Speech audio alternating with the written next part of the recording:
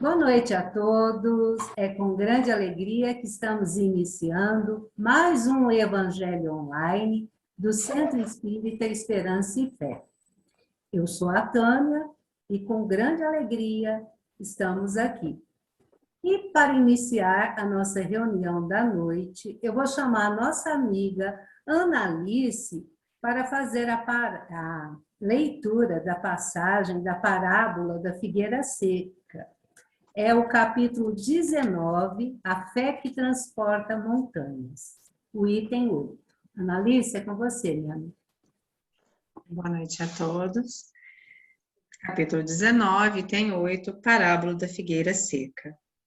Quando saíram de Betânia, ele teve fome.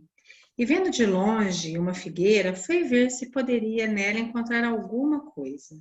E tendo se aproximado, não encontrou, senão folhas, porque não era tempo de figos. Então, Jesus disse à figueira, que ninguém coma de ti nenhum fruto. O que seus discípulos ouviram. No dia seguinte, passando pela figueira, viram que ela havia se tornado seca até a raiz. E Pedro, lembrando-se das palavras de Jesus, lhe disse: Mestre, vede como a figueira que amaldiçoastes tornou-se seca. Jesus, tomando a palavra, lhe disse: Tende fé em Deus, eu vou-lo digo, em verdade, que todo aquele que disser a essa montanha, tira-te daí e lança-te ao mar, e isso sem hesitar no coração, mas crendo firmemente que tudo o que houver dito acontecerá, ele o verá com efeito acontecer. São Marcos, capítulo 11, versículos 12, 13, 14 e de 20 a 23. Obrigada, Analice. E agora, para começarmos a nossa reunião, eu vou pedir para a nossa amiga Iraides fazer a oração inicial. Iraides.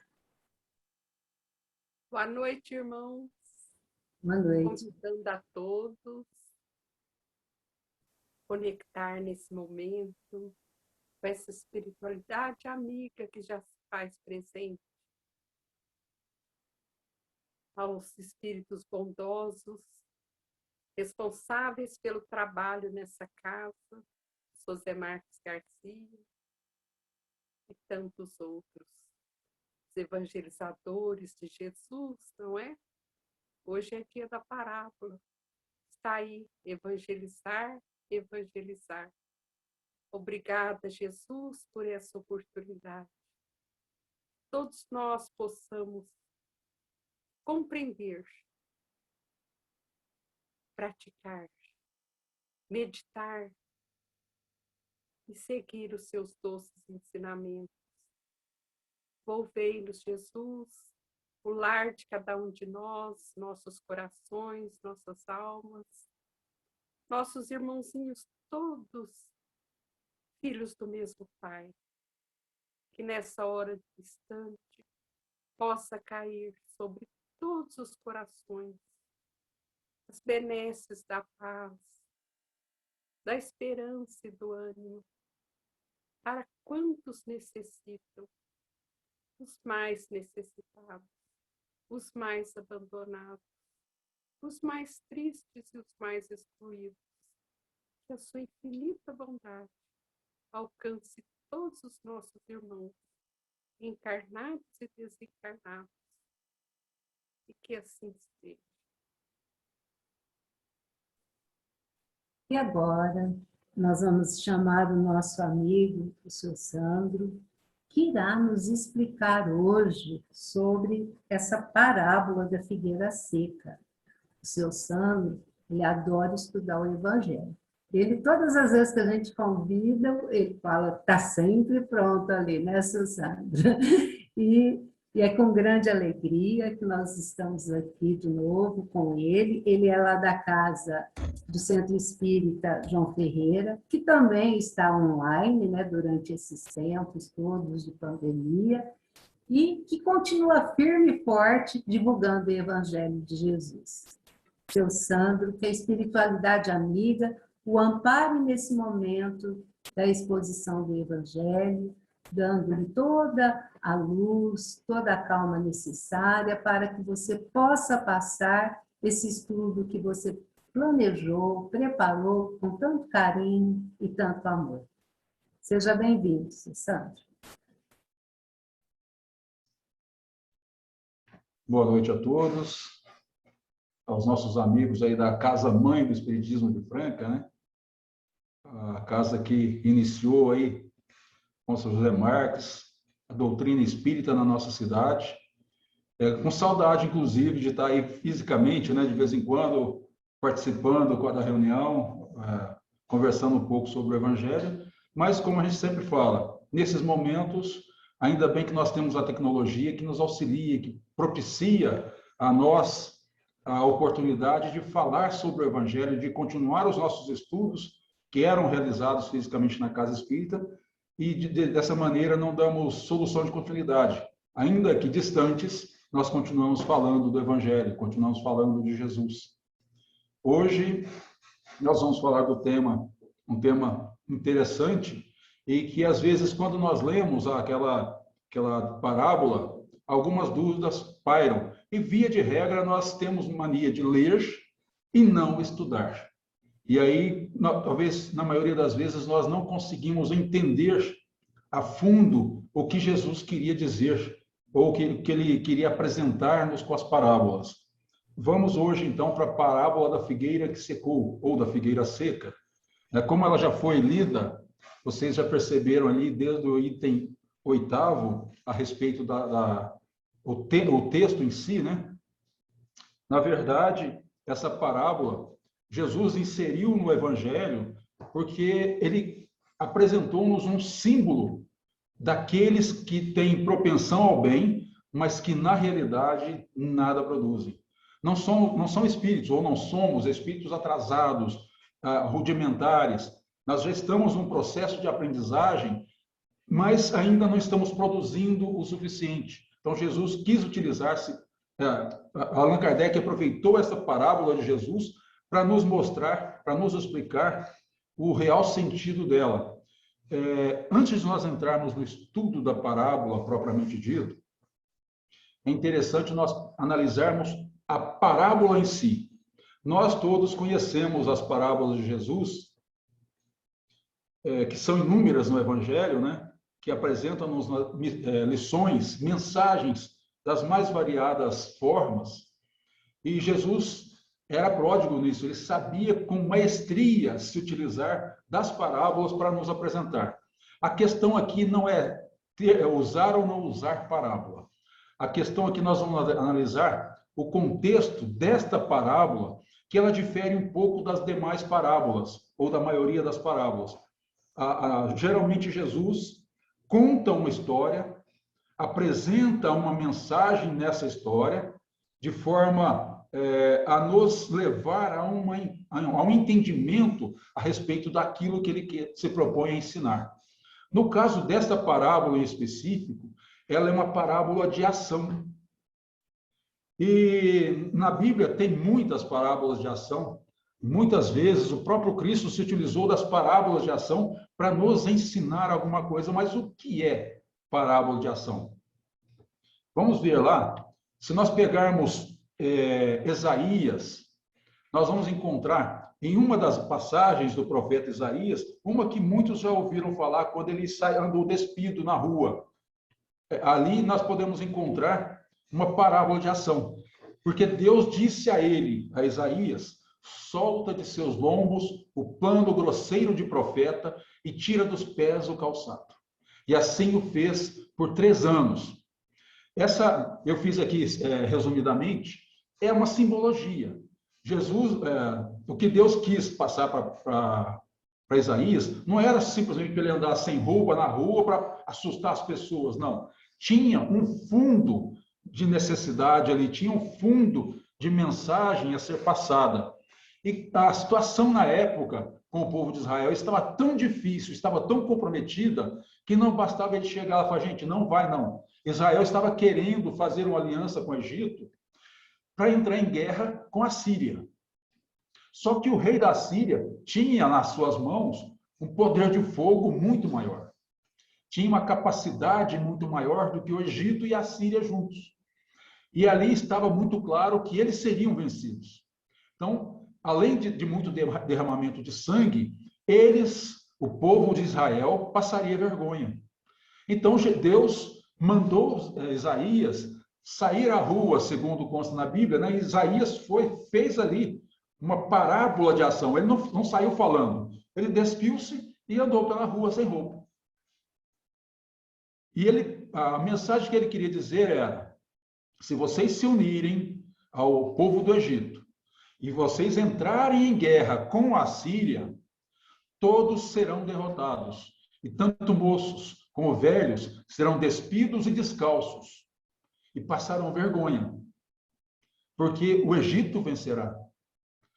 Então, a Síria vencerá. Então vai ser uma vergonha muito grande. Então ali ele utilizou-se de uma parábola sem falar nada, só andando sem roupa. Ele utilizou-se de uma parábola de ação.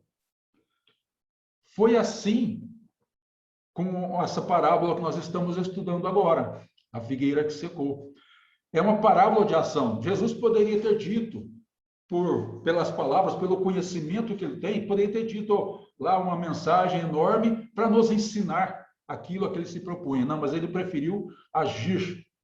E nós vamos analisar essa parábola para nós entendermos a mensagem dela. É preciso nós entendermos o contexto em que ela se apresenta. Allan Kardec colocou para nós o item 8. Ali no item 8. E ele apresentou para nós uma parte da parábola.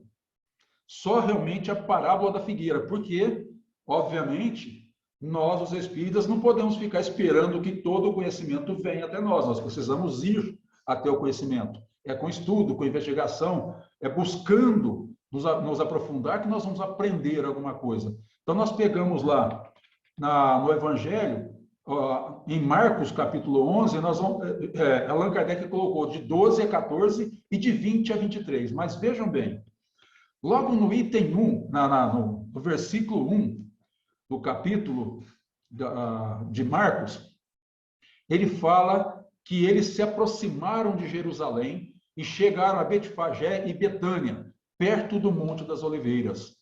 Jesus ali, e vocês já devem ter, todos com certeza são estudiosos, aí, que estão nos acompanhando, já leram a Bíblia, ou já viram através do próprio Evangelho segundo o Espiritismo, essa passagem em que Jesus, se aproximando de Jerusalém, manda que dois de seus discípulos cheguem até Jerusalém e tragam para ele um jumentinho.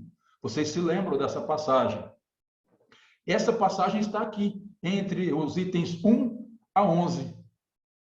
E ele manda que eles vão até lá, esses discípulos chegam até Jerusalém, encontram um jumentinho, pegam esse jumentinho na rua para trazer, que estava amarrado no portão. Algumas pessoas, inclusive, perguntam por que eles estão pegando o jumentinho. Eles explicam, então, que era para que Jesus é que pediu que ele entraria em Jerusalém montado nesse jumentinho. Como muitos de Jerusalém já acreditavam, já seguiam Jesus, deixaram eles levarem o jumentinho.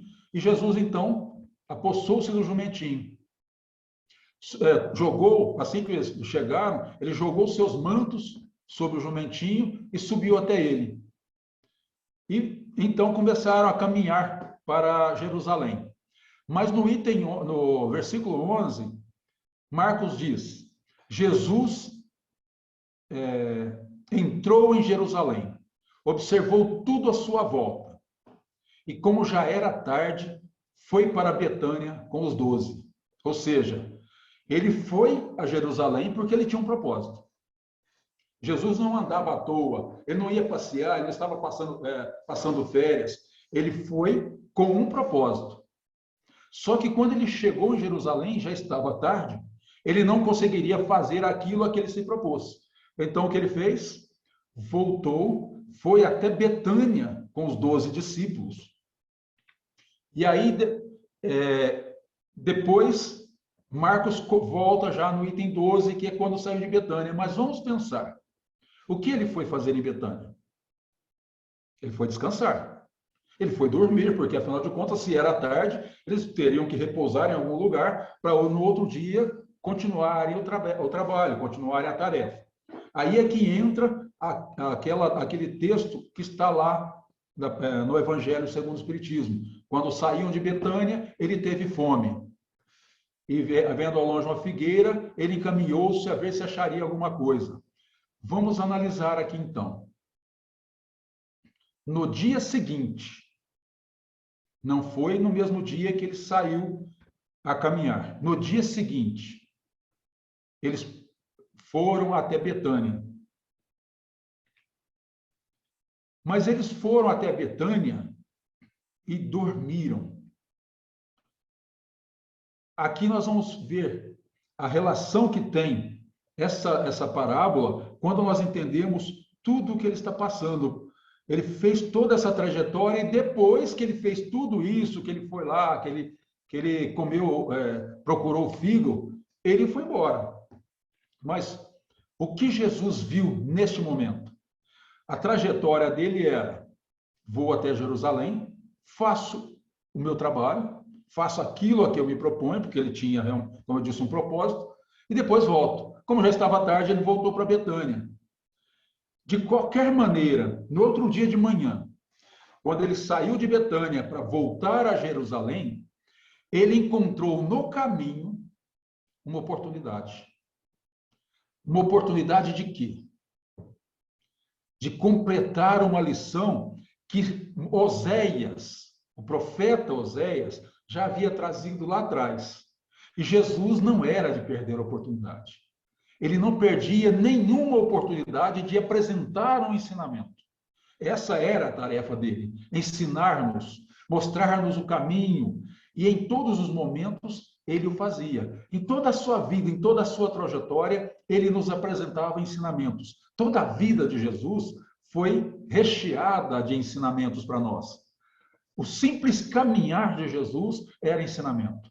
Então, naquele momento, quando ele saiu de Betânia e foi a Jerusalém, na hora que ele avistou a figueira, ele se lembrou. E ele, então, resolveu complementar o ensinamento que Oséias trouxe no capítulo 9, versículo 10, lá da lição de Oséias. Achei a Israel como uvas no deserto. Vi a vossos pais como as primícias da figueira nova. Mas eles foram para Baal-peor e se consagraram à vergonhosa idolatria e se tornaram abomináveis como aquilo que amaram. Olha só a mensagem de Oséias.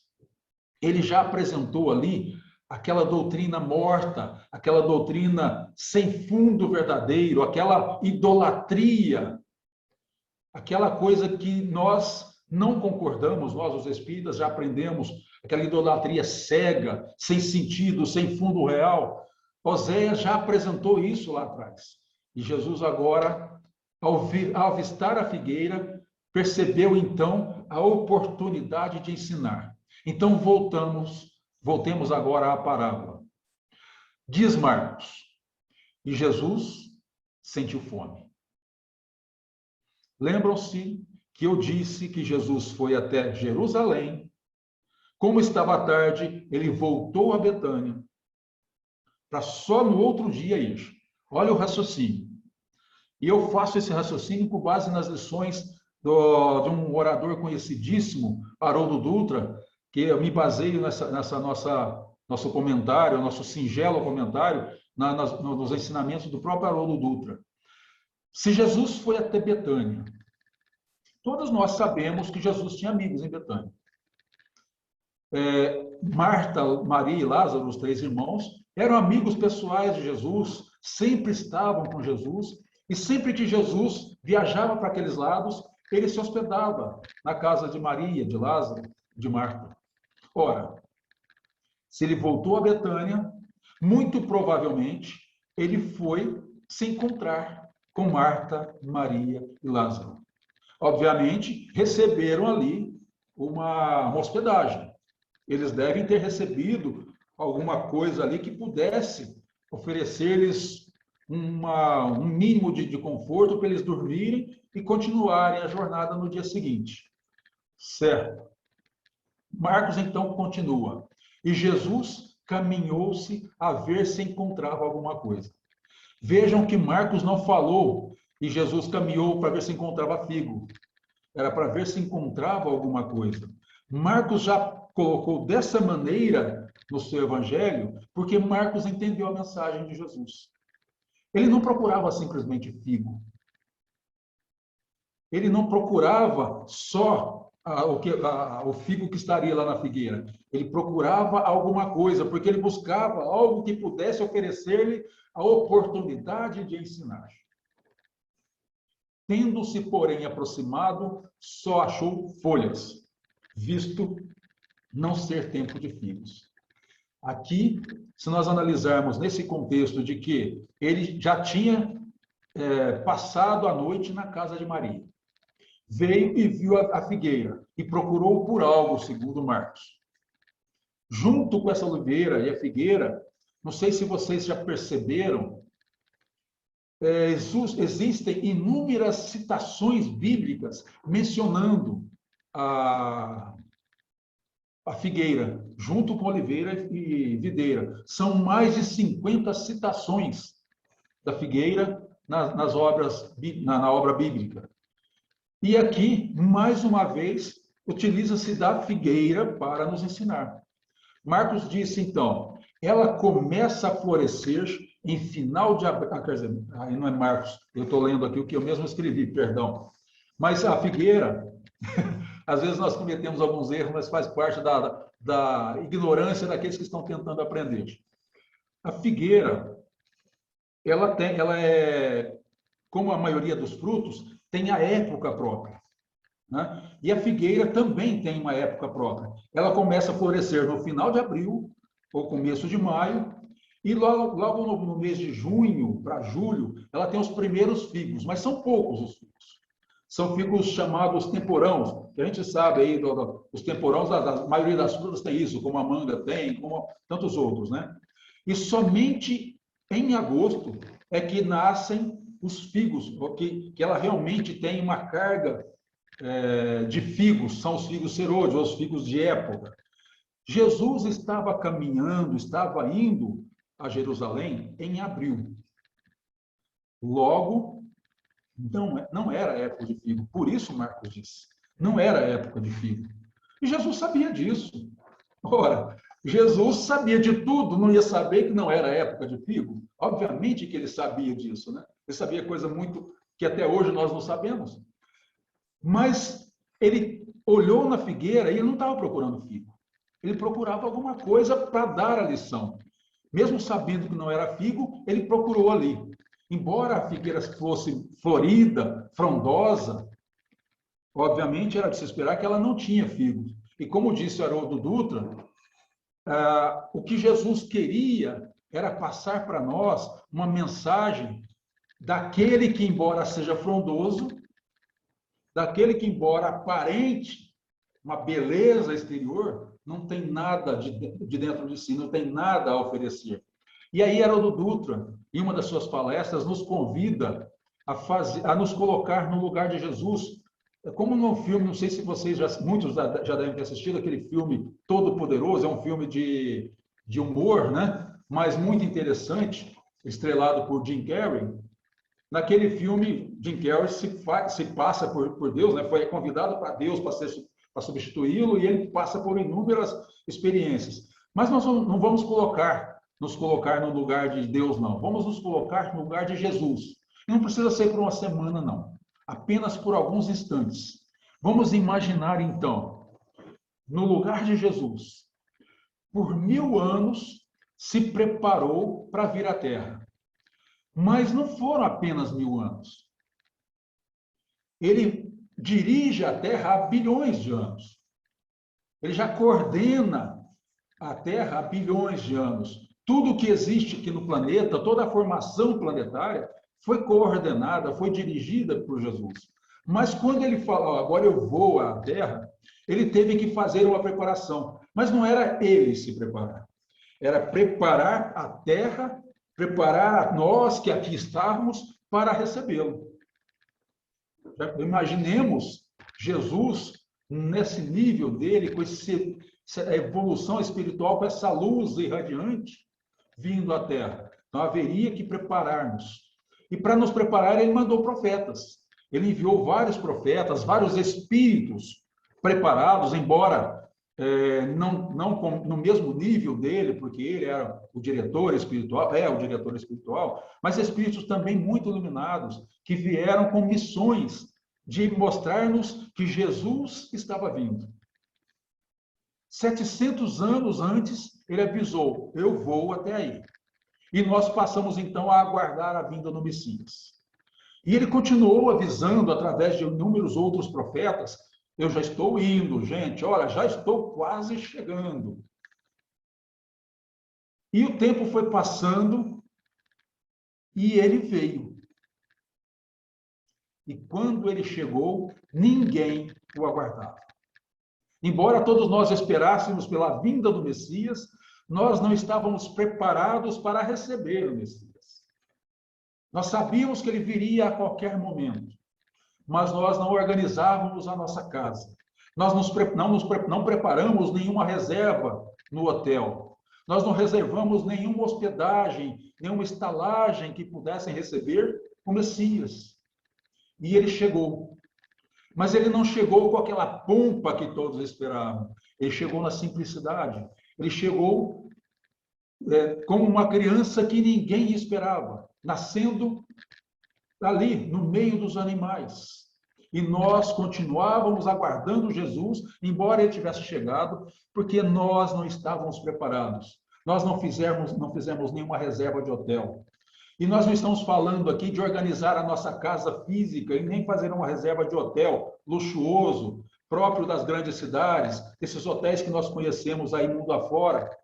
Nós estamos falando da reserva no hotel do coração, no hotel da alma. Nós não reservamos nada para Jesus na nossa alma. A nossa casa, o nosso recôndito espiritual não estava preparado. Nós não nos organizamos para receber aquele que nós já sabíamos que era o Messias, porque os profetas já haviam anunciado. Mas ele veio e ele se fez presente entre nós. E ele fez questão de mostrar que tinha chegado. Embora chegando, nascendo lá na manjedoura, no meio dos animais, num lugar simples, filho de marceneiro, filho de pessoas simples, ele se fez presente. E ele começou, então, depois que chegou e percebeu que ninguém o aguardava, ele tinha a necessidade de mostrar-se presente, de mostrar que ele estava ali, de mostrar as lições a que ele veio apresentar para nós. Mas ele não podia chegar e dizer, eu sou o Messias, porque talvez, ou muito provavelmente, nós não acreditaríamos. Imagine se fosse hoje.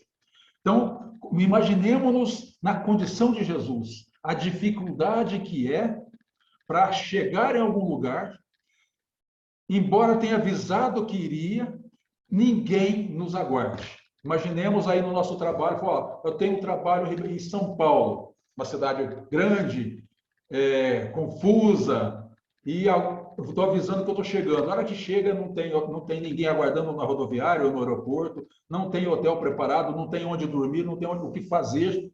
Como nós ficaríamos? É essa a situação de Jesus.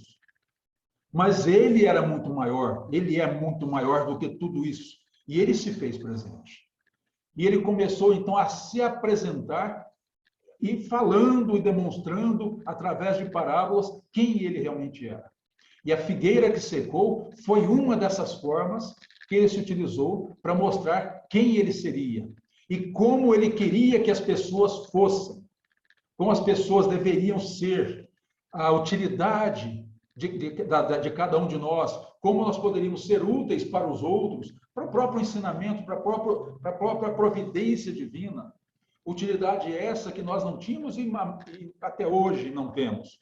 Então, essa mensagem, essa parábola de ação, é, na verdade, um símbolo de todas as doutrinas de utopia que nós encontramos mundo afora, esses sistemas vazios que nós encontramos, doutrinas que não têm nenhuma base sólida, que não têm nenhum ensinamento profundo, que falam superficialmente, que se preocupam mais com o aspecto material do que com as coisas do espírito, das coisas da alma.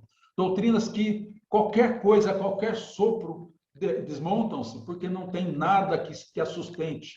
Então, são essas doutrinas que, na maioria das vezes, nós seguimos. E por seguirmos doutrinas vazias, utópicas, nós acabamos por nos decepcionar. Mas o pior, nós acabamos também por não fazer nada, porque nós acreditamos no que é muito fácil. A nossa tarefa, aquilo que nós precisamos realmente fazer, nós não fazemos. O que falta, na maioria das vezes, é o exercício verdadeiro da fé.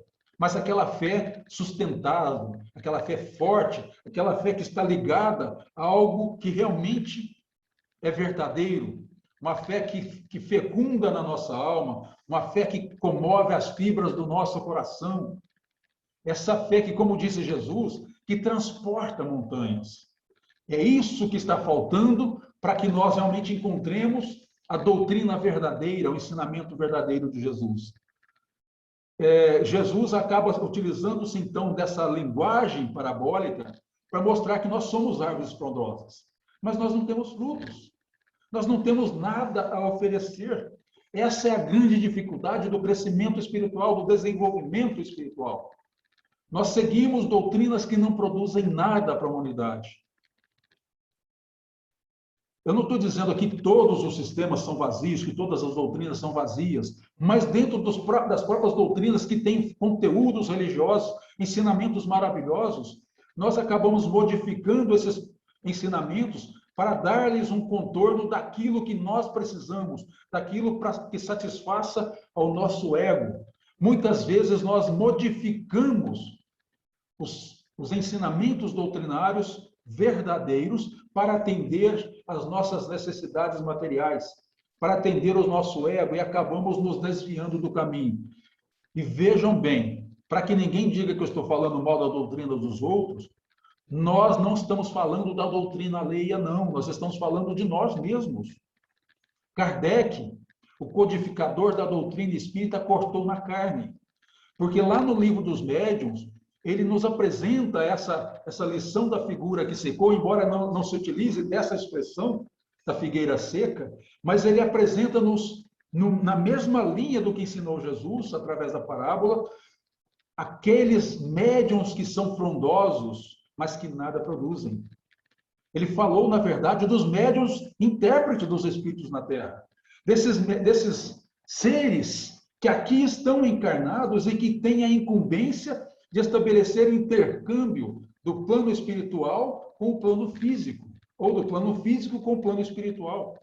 Médiuns que são dotados de faculdades maravilhosas. Faculdades essas que serviriam ou devem servir para transmitir instruções daqueles espíritos que estão lá do outro lado.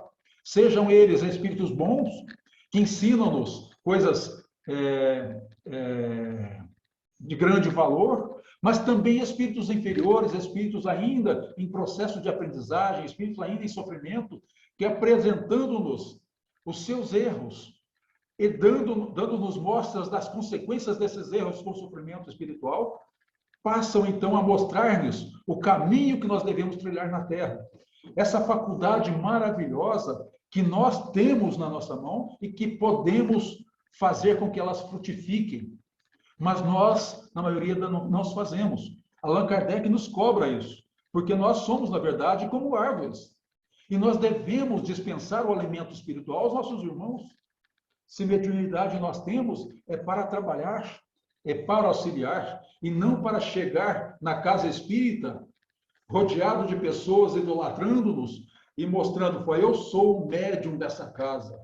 Eu sou o líder espiritual desta casa, porque eu faço, porque eu aconteço, porque eu curo, porque eu salvo, porque eu ajudo. Esse médium está fadado a perder a mediunidade. Se ele utilizar-se da mediunidade com todo esse orgulho, com toda essa vaidade, essa mediunidade vai, em algum momento, ruir. E isso está explicado lá no Livro dos Médiuns. Porque, na maioria das vezes, nós nos desviamos do fim providencial que é trazido para a faculdade mediúnica. Nós queremos utilizar da mediunidade para proveito próprio, para satisfação do nosso ego, da nossa vaidade pessoal. estamos nos assemelhando à figueira estéril, que não produz nada, que não tem figo. Ao contrário da figueira, tem períodos de produção, nós temos o tempo todo para produzir. Nós podemos produzir a qualquer momento. Em qualquer circunstância que formos convidados ao trabalho, nós podemos produzir. E nós estamos produzindo. Os oradores que se utilizam da palavra, do verbo, para apresentar a mensagem de Jesus. E aí, novamente, Kardec corta na carne, nós novamente vamos falar de nós mesmos.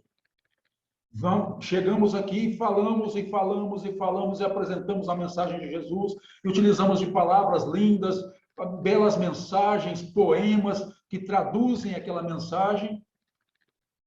Fechamos o livro, vamos embora para casa, esquecemos tudo. Não praticamos aquilo que ensinamos. Não vivenciamos aquilo que estudamos e tentamos passar para frente. Em algum momento, alguns dos nossos espectadores, algum daqueles que nos assistiram numa palestra, num comentário, em um estudo da casa, pode nos encontrar lá fora, na rua, e ver que nós não estamos cumprindo, não estamos fazendo aquilo que nós falamos. Dirigindo o nosso carro, alguém cruza a nossa frente e nós xingamos, nós gritamos, esbravejamos. De repente, quem estava no outro carro é alguém que assistiu a nossa palestra. Aquele é o Sandro. Aquele é o Sandro que está lá falando de Jesus, que nós devemos amar, que devemos respeitar. Ele fica aqui na rua, está me xingando desse jeito. Então, nós precisamos ter um pouco de atenção com as lições que nós estamos recebendo e o que nós estamos fazendo dela. Porque não adianta nada nós falarmos essas palavras dotadas de verniz, de coisa bonita que envolve as nossas palavras, que agrada aos ouvidos. É muito bom se nós tivermos o objetivo de levar o ensinamento de Jesus às outras pessoas que talvez não tenham condições nem de ler, ou não tenham tempo para ler, ou até mesmo para trocarmos experiências, trocarmos ideias, um estuda de cá, outro estuda de lá, nós trocamos essas experiências e aí nós conseguimos, numa troca, aprendermos. Isso é muito importante, mas é muito mais importante nós praticarmos aquilo que nós estamos ensinando. Na verdade, quando nós estamos estudando, nós fazemos o primeiro exercício de procurar no livro, de pesquisar, de investigar, e nós compilamos uma série de explicações acerca daquele assunto, o que significa dizer que nós absorvemos aquela mensagem. Que utilidade nós estamos fazendo dela? Para onde nós estamos levando esses ensinamentos? É essa grande preocupação que nós temos que ter dentro de nós. Nós somos seres espirituais que estamos aí numa constante evolução, ainda que lenta, ainda que vagarosa, mas nós estamos evoluindo, nós estamos aprendendo. E o que nós estamos fazendo com todos esses ensinamentos? Como está sendo a nossa trajetória aqui nesse planeta? Será que nós, em algum momento, já nos perguntamos a respeito disso? O que eu estou fazendo com o dom da vida? O que eu faço com o que Deus me apresentou, me entregou? Será que eu estou realmente fazendo jus a toda essa benesse divina que está sendo colocada na minha vida? Por isso que eu disse que Kardec cortou na carne. Porque nós precisamos analisar o nosso comportamento como espíritas.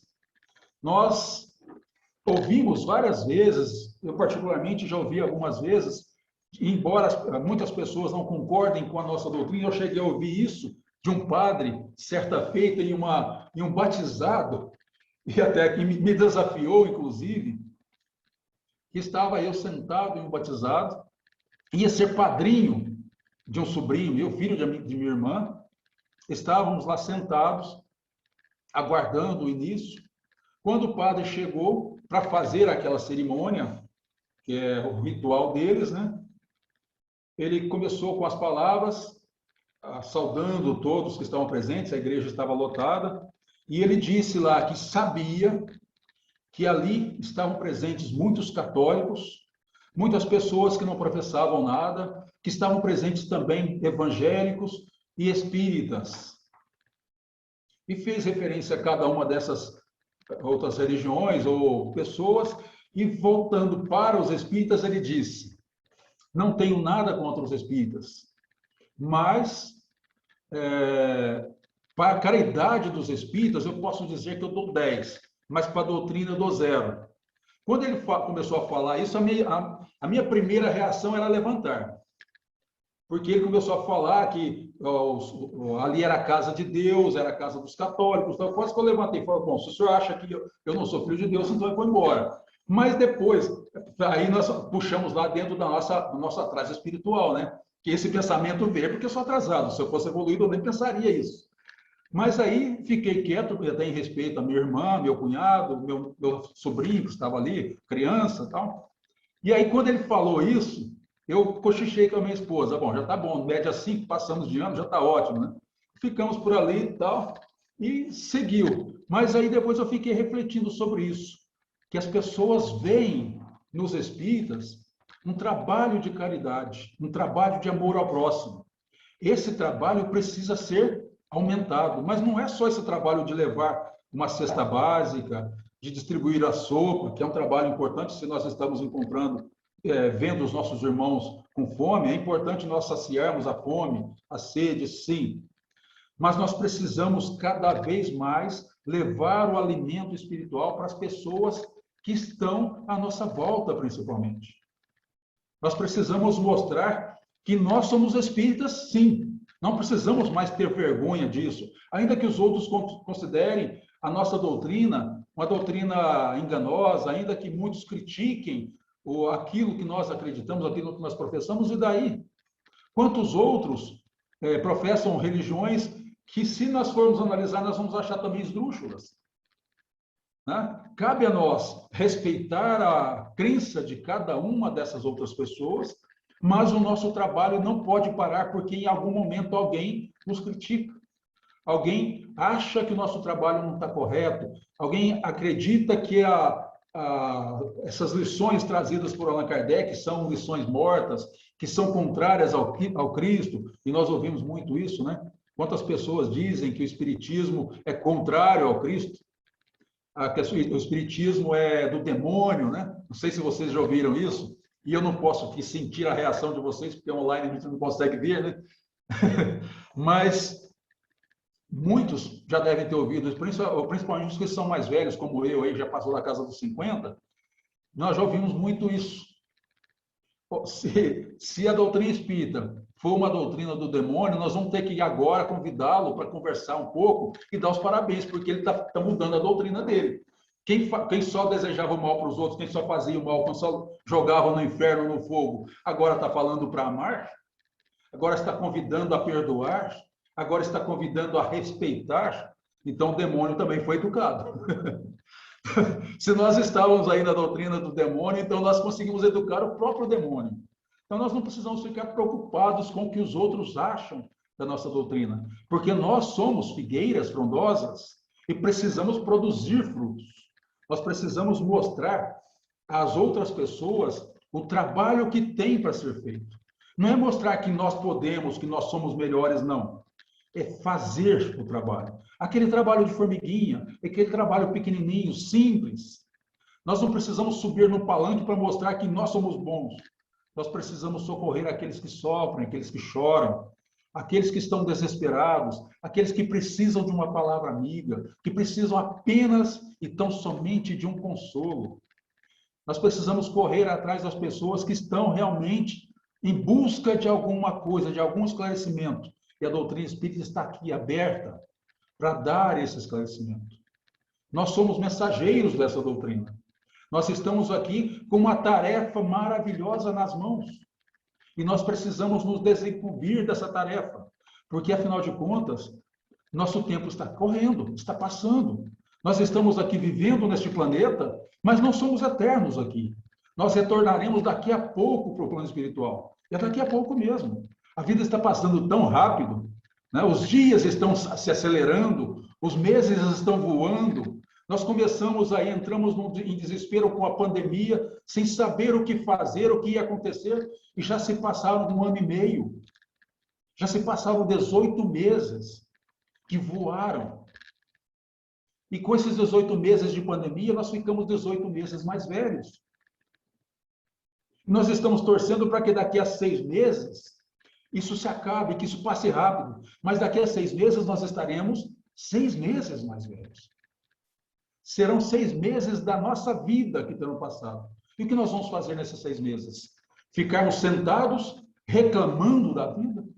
Reclamando da pandemia, sem fazer nada, sem auxiliar aqueles que estão próximos de nós? Nós temos que fazer alguma coisa. Nós temos que mostrar quem realmente nós somos. Nós nos dizemos cristãos e nós temos o orgulho de falar que nós somos cristãos, até porque o Brasil é um país cristão, essencialmente cristãos, embora tenhamos aqui adeptos de outras seitas, como budismo, como brahmanismo, como os judeus. Nós temos várias pessoas que não professam o cristianismo aqui no país, mas o país é essencialmente cristão. Então, nós temos orgulho de falar, mas só falar? Será que nós realmente somos cristãos? Será que nós realmente estamos vivenciando a lição do Cristo? Fazendo jus àquilo que ele nos ensinou? Ou só falando que somos? Para ilustrar isso, eu trago aqui uma passagenzinha de um líder hindu que todos conhecem e que muitos de nós falamos dele. Eu particularmente gosto muito de citar passagens de Gandhi, embora ele não tenha vindo aqui como cristão. Ele era um líder hindu, mas foi levado a uma região, mas encaminhado pelo Mestre Jesus. Nós sabemos que Jesus não mandou as pessoas para virem aqui falar de cristianismo. Ele mandou vir aqui falar de amor. E ele mandou espíritos desenvolvidos, espíritos já adiantados, para falar no meio hindu, no meio budista, no meio do candomblé, do saravá, pessoas que trouxeram ensinamento para aqueles outros que aqui estavam e que não estavam ainda preparados para ouvir falar do Cristo, mas precisavam ouvir a mensagem, precisavam ouvir o ensinamento de amor. E Gandhi veio ao nosso planeta, lá falando com os hindus, e um dia, fazendo um daqueles atendimentos que ele fazia diariamente, assim como Chico fazia aqui, na nossa vizinha Uberaba, Gandhi fazia também, atendia mais de 300 pessoas que ficavam lá na fila, e dava orientações, ajudava de inúmeras formas. E na fila tinha uma mulher que aguardava o atendimento. Quando chegou a sua vez, a mulher apresentou um filho que estava do lado dela para Gandhi e disse a ele: Senhor, eu trouxe aqui meu filho. Eu queria que o senhor falasse com ele, porque eu tenho certeza que se o senhor falar, ele vai aceitar e vai seguir. Meu filho come muito açúcar. Ele é viciado em açúcar, é doce para ele, é demais. Eu sei que isso vai fazer muito mal à saúde. Então, eu queria que o senhor falasse para ele não comer açúcar, que se o senhor falar, ele vai respeitar. Gandhi olhou para o menino, pensou, com aquela calma, com a tranquilidade, falou: minha irmã, volte daqui a uma semana. A mulher não entendeu nada, mas ela respeitava, era Gandhi, era o líder, todos adoravam. Então ela falou: não, se ele for, vou voltar daqui a uma semana eu volto. Foi embora para casa, sem entender, porque afinal de contas era uma coisa muito simples, né? É só falar, não come açúcar, né? Bom, ela foi, passada uma semana, volta ela, aguarda tranquilamente na fila, mas com ansiedade, e agora quero ver o que o Gandhi vai fazer, né? Passou uma semana. Chegou a vez dela, ela apresentou, falou: senhor Gandhi, o senhor se lembra que eu trouxe meu filho semana passada? Eu pedi para o senhor explicar para ele, orientá-lo, para ele não comer açúcar. Sim, minha irmã, lembro. Virou para o menino, falou: meu filho, pare de comer açúcar. Só. Meu filho, pare de comer açúcar. A mulher não entendeu nada. E nós, com certeza, também não entenderíamos, né? Uma coisa tão simples, por que ele não falou semana passada? Porque ele me fez esperar uma semana para chegar aqui agora e falar para o meu filho não comer açúcar. Aí ela não se contendo da curiosidade, falou assim, oh, senhor, por que o senhor não falou isso semana passada? Por que o senhor me fez ficar nessa angústia, nessa ansiedade para saber o que o senhor ia fazer agora para ele parar de comer açúcar? Minha filha, é que na semana passada eu não podia pedir isso a ele, porque eu comia muito açúcar. E eu tive primeiro que me corrigir.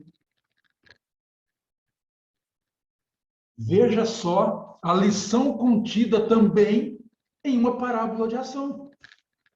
Ele agiu de uma maneira a mostrar para ela, mas na verdade ele queria mostrar para nós, para todos aqueles que estavam ali à volta dele, que nós precisávamos nos educar. É dessa forma que Jesus vem nos ensinando, mostrando como nós devemos agir. Se ele dissesse simplesmente não coma açúcar, e em algum momento o menino estivesse passando ali numa daquelas feirinhas de rua e visse ele comendo um doce lá. Como o Gandhi falou para mim não comer açúcar, ele está comendo. Então ele primeiro teve que se corrigir, para depois pedir para que o outro se corrigisse. Ele primeiro teve que se educar. É essa a lição trazida por Jesus. Nós precisamos primeiro nos educar. Nós precisamos primeiro corrigir aquilo que está errado dentro de nós. Os sentimentos negativos que nós trazemos enraizados em nosso coração. É preciso que nós façamos uma autoavaliação e tiremos de dentro de nós esses erros, esses vícios que insistem em permanecer dentro de nós. Vícios inúmeros, egoísmo, vaidade, orgulho e tantos outros ismos que nós temos aí, que estão impregnados na alma e que nós precisamos corrigir. Porque para nós levarmos o ensinamento do Cristo à frente, é necessário que nós façamos, na maioria das vezes, por ação. E em poucas vezes por palavras. Jesus deu a maioria das suas lições através de ação. Ele vivenciava a cada momento as suas lições. Muito do que nós aprendemos no Evangelho, contado pelos evangelistas, é passagem, é caminhada de Jesus. Poucas são as vezes em que ele falou, muitas são as vezes em que ele agiu. Agiu amando, agiu perdoando, agiu respeitando, agiu estendendo a mão, agiu curando aos enfermos, sejam eles do corpo como da alma. Então, Jesus agia, mas ele tinha autoridade moral para agir. Porque a perfeição de Jesus era tal que ele não precisava auscultar os próprios sentimentos para depois externá-los. Ele já vivia isso na alma.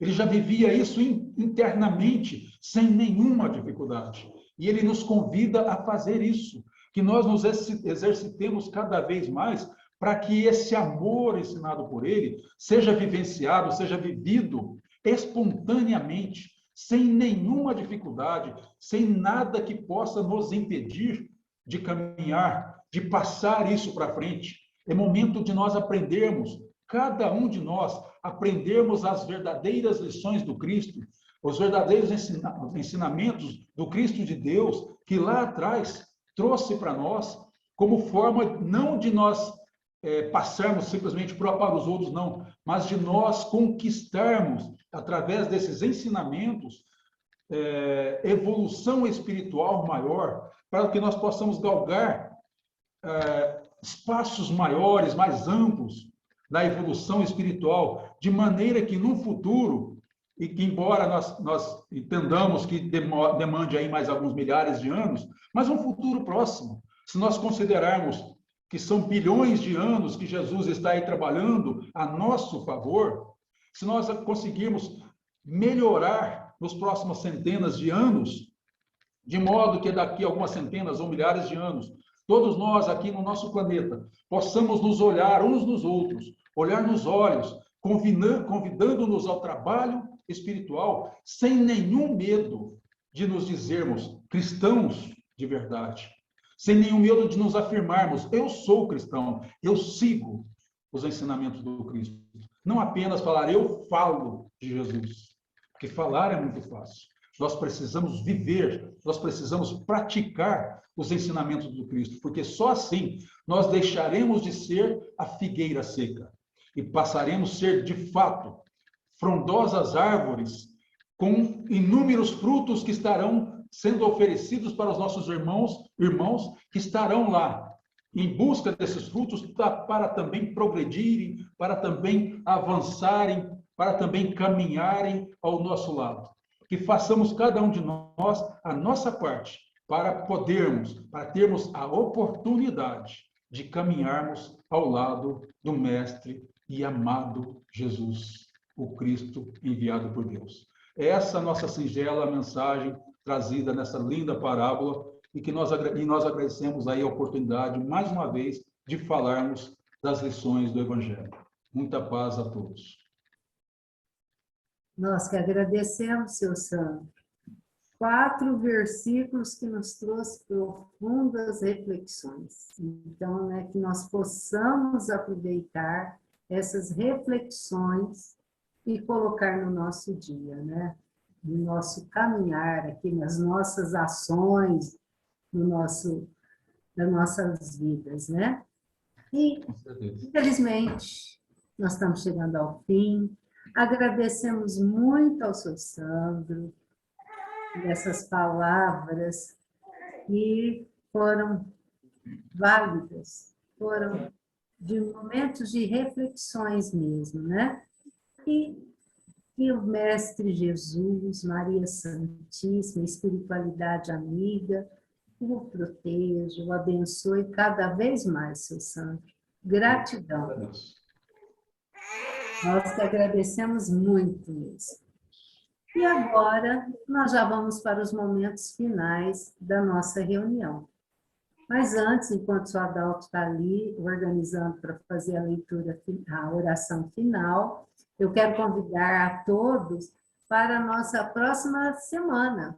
Será o nosso amigo Júlio, né? Nosso companheiro da casa, trabalhador da nossa casa, que irá fazer o estudo sobre o perdão. Então, estão todos convidados, viu? E agora, vamos então acerenando os nossos corações, as nossas mentes. Vamos agora mentalizar Jesus, Maria Santíssima, o mentor da nossa casa, Senhor José Marques Garcia, a sua equipe de espíritos anônimos, mas que trabalham e muito para que possamos ir realizando as nossas tarefas em sua casa, no nosso dia a dia. Então, que nós possamos abrir a porta dos nossos lares, deixar Jesus entrar, deixar Jesus ficar durante toda a semana e que a sua luz, os seus ensinamentos possam irradiar a todos que adentrarem os nossos lares e a todos que nós tivermos contato, possamos levar as palavras do nosso querido Mestre Jesus, palavras com amor, com carinho, com compreensão. Que as nossas orações possam chegar às casas de saúde, onde os nossos irmãos estão ali fazendo o tratamento de todas as doenças, não somente o Covid, mas todas as doenças. Os que estão em seus lares, sobre um leito, que também possam receber esses fluidos benéficos, os nossos irmãos presidiários, aqueles que perambulam pelas ruas nessas noites frias, sem um teto, muitas vezes sem um prato de alimento, aos nossos irmãos que estão sem o norte, sem um destino, que eles possam ser abençoados, amparados, que possam ter forças para continuar a caminhar. E que nós nunca percamos a esperança de dias melhores. E tenhamos sempre confiança que somos muito bem amparados pela espiritualidade maior. Adal? Sim. Nosso Pai, que estais em toda parte, santificado seja teu nome, no louvor de todas as criaturas. Venha a nós o teu reino de amor e sabedoria. Seja feita a tua vontade, acima dos nossos desejos, tanto na terra quanto nos círculos espirituais. O pão nosso do corpo e da mente, dai-nos hoje. Perdoa nossas dívidas, ensinando-nos a perdoar os nossos devedores com esquecimento de todo o mal. Não permitas que venhamos a cair sob os golpes da tentação de nossa própria inferioridade. Livrai-nos do mal que ainda reside em nós mesmos, porque só em ti brilha a luz eterna do reino e do poder, da glória e da paz, da justiça e do amor para sempre. Assim seja.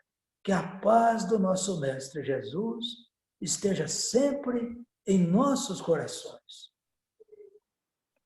Assim seja. Meus amigos, até a próxima semana. Um beijo no coração de todos. Fiquem com Jesus e até a próxima. Fiquem com Deus.